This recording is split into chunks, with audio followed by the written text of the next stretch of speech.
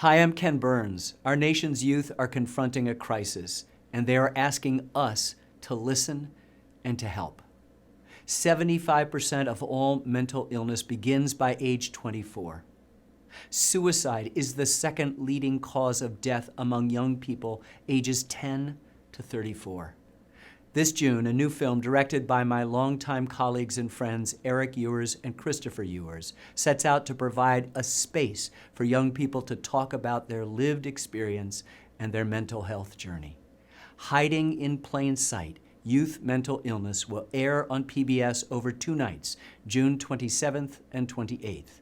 In May, leading up to the broadcast, PBS and WETA, the Washington, D.C. public television station, will begin to share these stories on wellbeings.org, an online portal that has become a platform for content focused on youth mental health.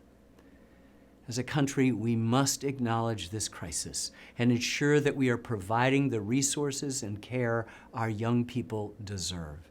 As parents, friends, and neighbors, we must listen to what they are telling us. The filmmakers have prepared excerpts to provide an early look at the film. I encourage you to watch them and to share them with people in your life. You'll find them and much more content and resources related to youth mental health on wellbeings.org. This is a crisis that deserves our attention. Thank you.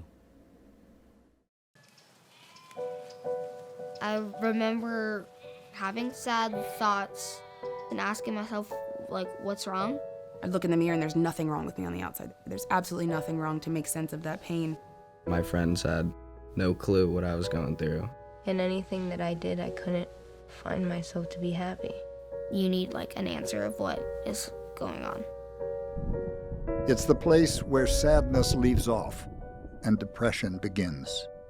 It feels like you want to cry, but when you try to cry and release it, there's nothing there. It's the place where nervousness becomes anxiety. Slowly started getting worse and worse over the weeks.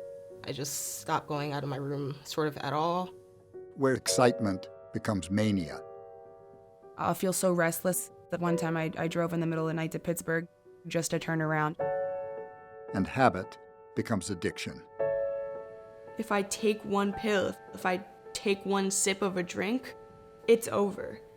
That continual usage becomes a coping method. It's the place where simply living becomes painful. I started to see things that weren't there. I just saw a shadow standing in the corner. And then I started to see shadows in school. I started to get bullied by people I considered my best friends. Teachers say, "What is wrong with you?" And then I just start breaking down like, I don't want to talk about it. I'll just cut myself or burn myself or bite myself so that I wouldn't feel all this pain that I felt inside of myself. All of us are affected by mental health challenges in some way, whether in our own lives or the life of someone we know, often hiding in plain sight. I'd go to school.